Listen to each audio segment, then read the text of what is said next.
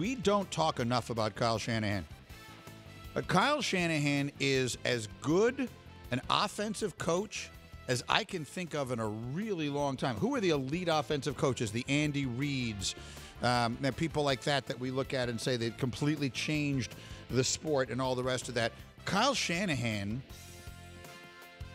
is he's in the NFC Championship game again.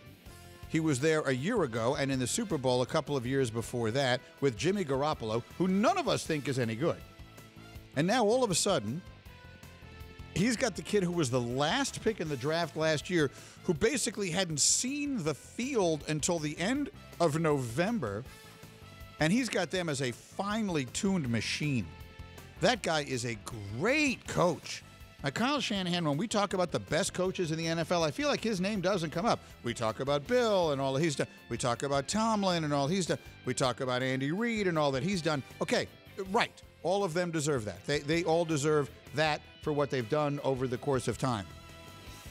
But when you talk about who is just doing the best job of coaching his football team right this minute, and I don't just mean this postseason, but in this snapshot of time in the NFL, who's doing it better than Kyle Shanahan? I have an honest question, because I think the number is quite large.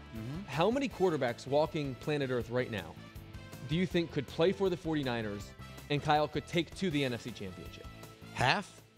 I'm talking is the number greater than or less than 50? Oh, I thought you meant like all the starters in the NFL. No. If you took the 32 people who start games in the NFL, just identify the starter on 32 teams, how many of them would Kyle Shanahan have in the NFC Championship game? I was going to say maybe more than half. I mean, Brock Purdy would be less than half. He was the third guy on his own team. We'd have to get to 96 before we would get to him. So you're asking me, could Kyle Shanahan coach? I'm not going to even make the joke that jumped immediately to mind. He couldn't coach Zach Wilson to the NFC Championship game. Yeah, I mean, it's something like that. Like he's just that good. Like if Gardner Minshew or Chad Henne or fill in the blank back, because Brock Purdy's no different or more special than those guys. If he were, he wouldn't have been the last pick in the draft. And he may wind up to turn out to be really good, but there's no obvious reason. There certainly was no reason to think that beforehand. No, he's the best.